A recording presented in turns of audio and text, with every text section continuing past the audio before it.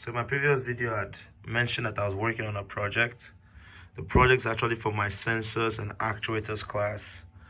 And I'm not going to go deep into what the project scope is about.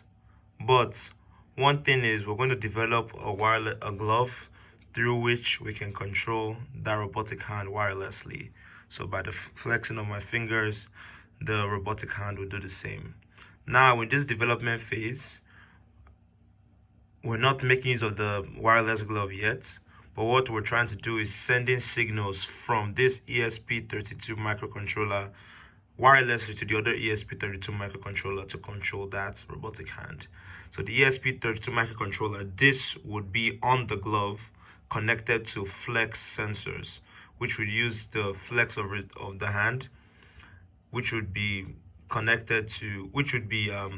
mathematically connected to resistor to change the resistor value. So by flexing your fingers, it relates to a change in resistance, which would then result in a conversion from analog to digital, or through pulse width modulation to control the fingers of the robotic hand.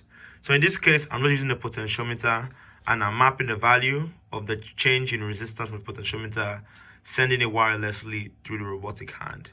So there's no direct connection of the cables here to any of the pins here. These cables here are only for power and to upload the code. So in this case, values already being sent. This is the sending code to the receiver micro. So here we can see 180 degrees is being sent and this is receiving 180 degrees. So now when I change this, you're going to see the robot hand react to it.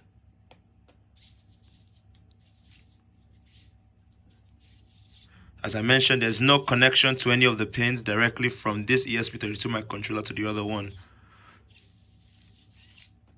So ESP now is the communication protocol being used, which is very effective for real time. These two microcontrollers can be connected using Wi-Fi and Bluetooth. But since I'm using these two microcontrollers of the same brand, they have their own protocol called ESP now, which is a peer-to-peer direct network control, which is not dependent on any Wi-Fi network. So yeah, stay tuned for more.